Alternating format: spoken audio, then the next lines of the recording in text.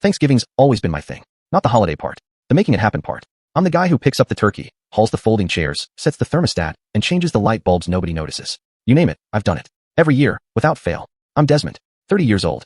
Warehouse supervisor in Louisville, Kentucky. Been clocking 10-hour shifts for 6 days a week since I was 22. It's not glamorous, but I take pride in showing up, working hard, and making sure the people around me are taken care of, even when they forget to do the same for me. The truth is, in my family, I've always been the glue. The one who keeps the peace. When my Uncle Marvin got into it with Aunt Vanessa over the birthday money she never repaid, I was the one who stepped in. When my little cousin knocked over my mom's vase and no one fessed up, I swept the glass and said I did it, just to avoid the drama. When the turkey fryer caught fire 2 years ago and everybody screamed and panicked, I grabbed the extinguisher and put it out. No questions asked. No thanks needed. That's just who I am. But this year, I don't know. This year felt different before it even started. Maybe it was the back pain that never quite went away after I pulled a pallet wrong at work. Maybe it was how nobody even asked if I needed help with the groceries, just Venmo'd me their part, like that $89 turkey magically cooked itself. Or maybe it was just exhaustion, the kind that doesn't go away with sleep. Still, I told myself, you signed up for this.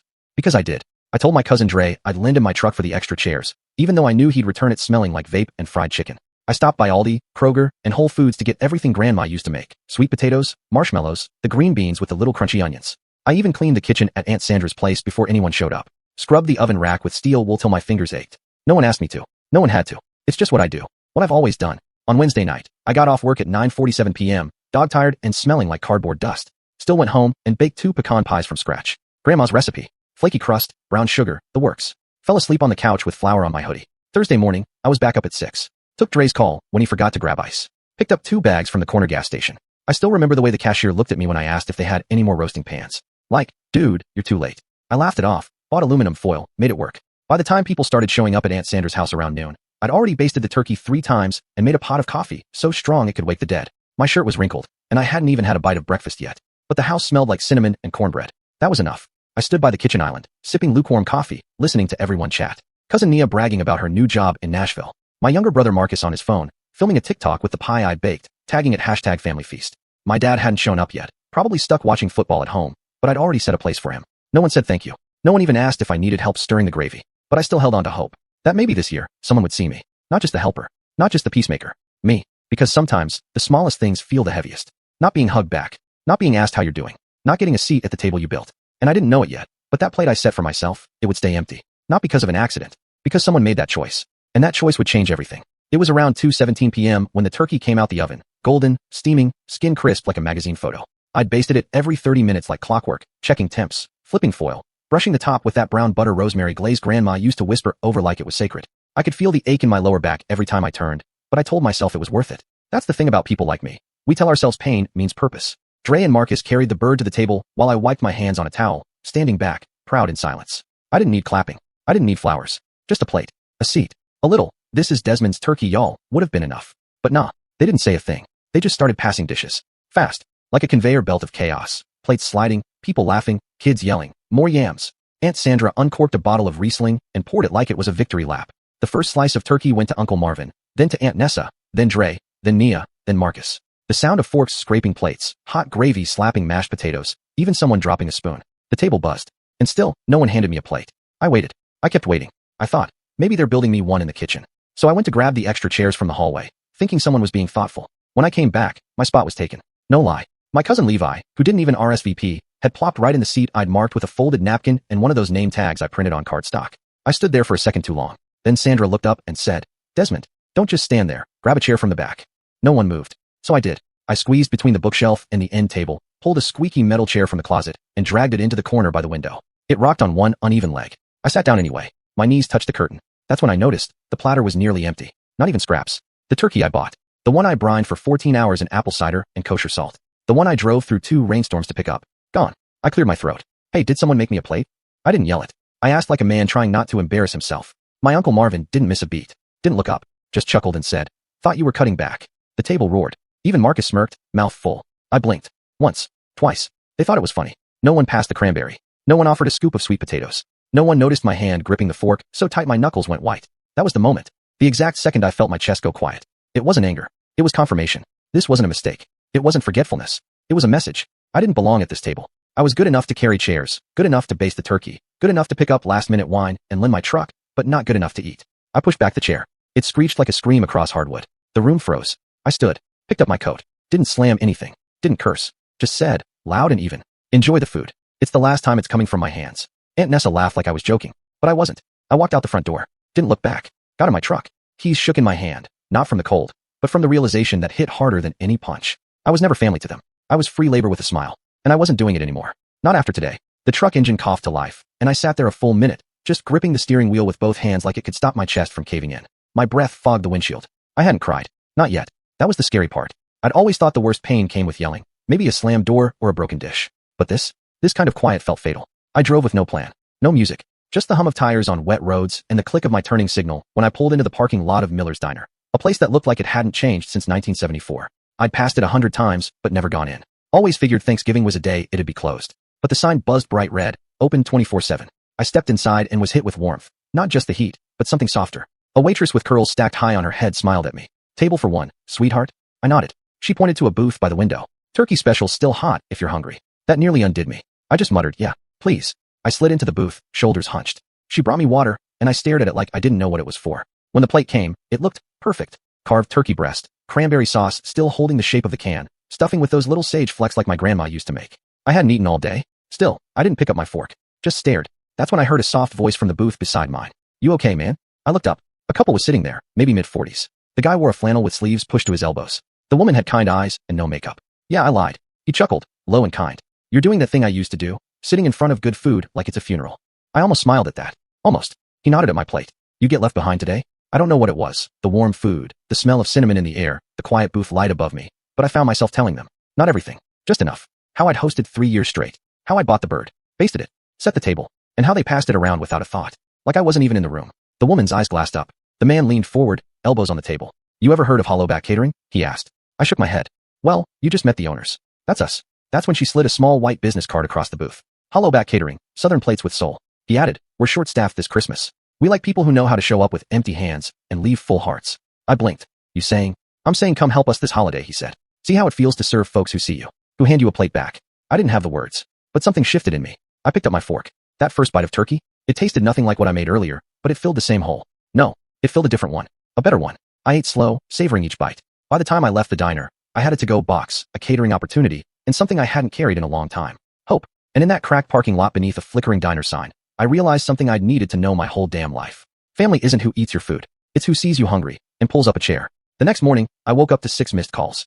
3 from Aunt Lydia, 2 from my cousin Marcus, 1 from an unknown number that turned out to be my dad. No voicemails, no texts, just silence behind missed calls, like they expected me to crawl back and ask, hey, is it safe to come home yet? But I didn't. Not this time. I lay there in that borrowed twin bed at the back of Hollowback Catering's small storefront, staring at the ceiling with a peace I hadn't felt in years. The kind that comes not from comfort, but from clarity, from finally seeing things for what they are. I showed up to the catering kitchen at 10:30 sharp. It smelled like cornbread, rosemary, and ambition. I hope you don't mind jumping in, said Clarice, the woman from the diner. We just had someone quit. You'll be handling prep. That day, I chopped onions until my hands smelled like ghosts. Mixed mac and cheese by the gallon. Poured gravy like I was baptizing every wound I'd ever hidden. No one questioned me. No one treated me like I was doing them a favor, or like I owed them something for being present. I was just part of the kitchen, part of the rhythm. At one point, Mr. Ray, the man who gave me the job, clapped me on the back and said, your hands move like someone who's always been overlooked. You cook like you're trying to prove something. I froze, then asked, that a bad thing? He grinned. It's a real thing. Later that week, I got a message from my cousin Marcus. A text. No greeting. No apology. You really ran to strangers over a joke? You act like we kicked you out.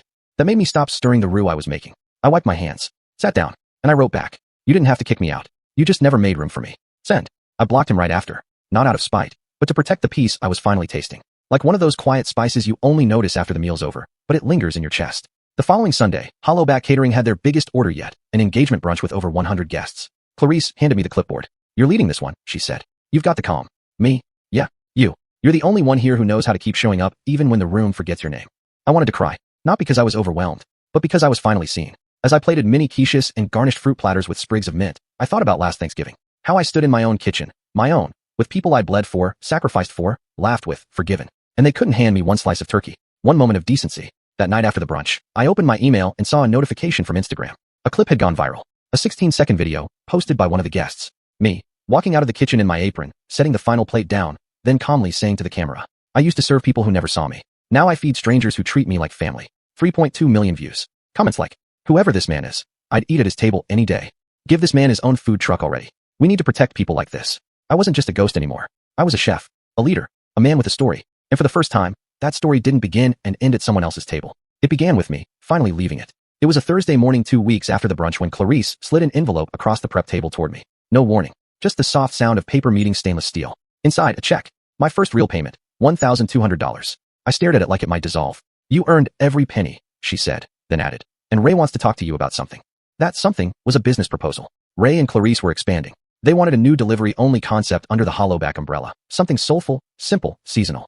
And they wanted me to lead the menu. Me, Desmond, the guy who once got laughed out of his own Thanksgiving. We sat on the back patio that night, a rare lull between events, while Ray passed me a folded list of menu ideas scribbled in his chicken scratch handwriting. You ever thought about a name? He asked. I hadn't. But something came to me like a whisper from last November. Empty plate. Ray tilted his head. Bowl. I nodded. Yeah, because if you've ever had one, you don't forget it. That weekend, we launched a test run. 10 orders, friends and loyal clients only. The menu? Fried chicken thighs with rosemary honey glaze, smoked Gouda grits, candied carrots, peach cobbler for dessert. Sold out in under an hour. We printed little thank you cards to put inside the orders, each one signed. From a man who knows what it's like to be forgotten. We didn't advertise, but people talked. The name, the taste, the feeling. It moved like lightning through Louisville. Meanwhile, the calls from my family started up again. My dad tried first. Left a message this time. You know your grandma asked about you. You could at least return a call. Don't be dramatic. Right. Because getting passed over for turkey was just me being dramatic. I didn't call back. Then came the text from Aunt Lydia. We're doing another dinner this year. You coming? I stared at that message for a long time. My thumbs hovered over the keyboard. I wanted to ask, do I have a plate this time? Or just chores? But I didn't reply. Instead, I clicked delete. And I added her number to the block list, right under Marcus and Dad. Because I wasn't hungry anymore. Not for their approval. Not for their pity. I had my own table now. And then, one night, while prepping peach glaze, my phone buzzed with a DM on Instagram. A woman named Kiera. Stranger. From Atlanta. I ordered from Empty Plate while visiting my sister. That food, it healed something in me. Are you the chef? We messaged. Then we FaceTimed. Then we stayed up talking till 3 a.m. for 5 nights straight. Turns out, Kiera had her own story. Abandoned at a wedding rehearsal by her fiancé, started her own photography business from nothing, now flying city to city capturing real moments. You cook stories, she said during one of our late night calls. And I shoot him. It didn't feel like flirting. It felt like recognition. One day she texted. Thanksgiving's in 2 weeks. Want to do something just us. Just us. No overcooked tension. No forced laughter. No silence when my name gets skipped. I smiled and replied. Only if you let me bring the turkey. That year, I didn't check anyone else's schedule. I didn't bend over backward. I cooked for the people who had room for me. Not just in their stomachs, but in their hearts. And on Thanksgiving morning, I set 2 plates. Real silverware. Cloth napkins. Smoked turkey breast resting like pride on porcelain. Kiera took a photo of me holding the knife over the bird and whispered, you look full. I laughed. Because she was right. No more leftovers of myself for people who always expected seconds. Just warmth. Peace. And finally, a seat at my own damn table. The Monday after Thanksgiving, I returned to work with a full stomach and an even fuller heart. Kiera had already gone back to Atlanta, but not before scribbling her number and the words, don't disappear on me, on a post-it note stuck to my fridge. But as I unlocked the back door to the Hollowback kitchen that morning, something else was waiting. An envelope taped to the door. No name. Just Desmond, written in thick black marker. I opened it slowly. Inside, a letter. Typed. From my father. Desmond, I've been hearing things. About your little business. About how you're telling stories to strangers, making us look bad. You know that ain't right. You always wanted attention, but this is low. We're family. We covered for you when you struggled. Don't forget that. Come to dinner next Sunday. Talk like men. I'll make your plate myself. My chest tightened. It wasn't an apology. It wasn't even an acknowledgement. It was control, dressed up like an olive branch. Ray walked in while I was still holding the paper. His eyes scanned my face. You good? I handed him the letter. He read it. Snorted. Classic emotional ransom. He dropped it in the trash. Ignore it, he said.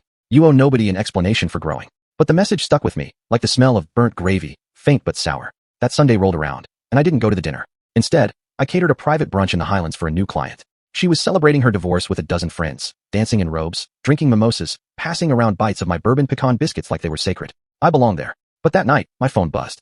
Another message. This time, from Marcus. You think you're better than us now? You're a damn lunch lady with a camera crew. Camera crew? Confused, I opened Instagram. And there it was. One of our regulars had posted a reel of Empty Plate's latest kitchen prep, tagging me, Ray, and the business. The post had over 60,000 views in 2 days. I scrolled through the comments. People were calling it healing food, Thanksgiving every day, a menu for the lonely. But buried in the comment thread was a familiar name, my cousin D. She wrote, funny how he forgot who helped raise him. Helped raise me? The same cousin who borrowed my truck for Thanksgiving and never returned it with gas? The same cousin who walked past me with 2 slices of turkey on her plate, while I had none? I clenched my fists. Rage tried to rise, but I let it settle. Because I knew what was really happening. They weren't mad I left. They were mad I stopped serving. Stopped showing up with grocery bags. Stopped fixing their flat tires at 11 p.m. Stopped being a prop for their self-image, this selfless one, the helper, the background guy. I had a choice to make. Keep dimming myself to stay digestible for them, or turn the lights all the way on. So I did. That week, I went public. Posted a video on the Empty Plate Instagram page, my voice only, over a slow-motion montage of our best dishes. My words. I used to think love meant showing up no matter how they treated you. I used to think hunger for belonging was worth starving myself for. But not anymore. Empty plate isn't just about food. It's about feeding people who see you and leaving when they don't. 2 days later, the video hit 1.1 million views. Emails poured in. People sharing their own empty plate stories. Estranged sons. Ignored daughters. Friends who always hosted, never invited. Line cooks, caregivers, foster kids, even a teacher from Detroit who said, "You fed my spirit when I didn't know I was starving." That night, Ray raised a toast after our final prep. To Desmond, he said, "For reminding us that the best meals start when you stop begging for a seat." And I smiled. Because every name they skipped, every laugh they shared while I sat quiet, every cold plate they handed me, had led to this fire. And baby, I was just starting to cook. The week before Christmas, I got an email from the Louisville Courier-Journal. They wanted to do a feature on Empty Plate for their holiday edition, a spread about local businesses redefining tradition. I almost didn't reply, but something in me whispered, "Don't just build, be seen." The interview was set for the following Monday. But that Sunday, I got a knock on my apartment door. It was Marcus. No text, no warning, just standing there. In that same gray hoodie he wore every Thanksgiving like it was armor. "You got a minute?" I stared at him for a second. Behind him, his car idled. Someone was in the passenger seat. I couldn't tell who. "Not really," I said. He looked down at his feet. "Look, man, I didn't come to fight. I don't get it. Why are everything out like this? Why make us the villains?" I crossed my arms. "You ever think maybe you just played the villain?" He sighed. "We didn't mean nothing by it. That turkey thing, it was just a joke. You're too sensitive sometimes, D." Sensitive. There it was. The word they always used to shrink me back down. As if having feelings was a flaw. I worked a 10-hour shift, bought everything, cooked half of it, and nobody made me a plate. That's not a joke. That's disrespect. He shifted. "Dad said you changed. Like, you think you're better than the rest of us now." I let out a short laugh. "Nah, Marcus.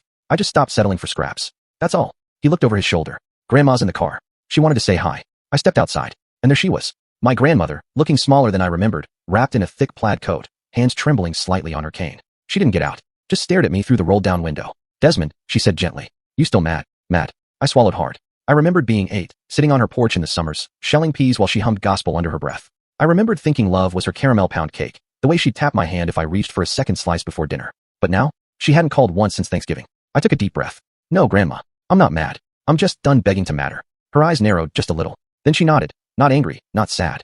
Just quiet. Marcus stepped between us. "So that's it." I gave a half smile.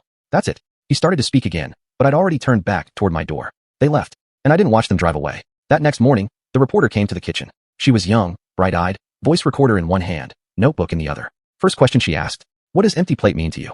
I paused, looked around the kitchen. The smells. The quiet hum of morning prep. Ray wiping down counters. Kiera cracking eggs in the back, singing Etta James under her breath. "It means I don't cook for applause anymore," I said. "I cook so no one else feels how I did that day. Invisible, despite doing everything." She nodded, scribbling. Later that week, the article dropped. From family outcast to holiday savior. How one Louisville man turned betrayal into brunch. It exploded. By New Year's, Empty Plate had a 3-month waitlist for catering. We were getting interview requests, podcast invites, even a TV producer asking about a docuseries. But the message that hit hardest? An email from a guy in Kansas City. "I made Thanksgiving for 15 people this year. Nobody said thank you. Your story made me realize I deserve better. I booked a solo cruise for next year. They can bring their own damn casserole." That's when I knew it wasn't just my story. It was bigger. The next Thanksgiving, I hosted again, but this time, on my terms. We rented a rooftop event space overlooking downtown Louisville. Invited folks who'd written us, supported us, stood with us. There was no turkey, just bourbon-glazed chicken, cornbread stuffed mushrooms, sweet tea lamb sliders, and cinnamon peach cobbler for dessert. No one asked me to play DJ. No one laughed when I took the first bite. Every plate was full, every person seen. And as I stood at the center of the room, raising my glass, I finally felt what I'd been craving all those years. Not just thanks, but belonging, real, earned, lasting. Because in the end, I wasn't the one who was left out. I was the one who walked out. And that made all the difference.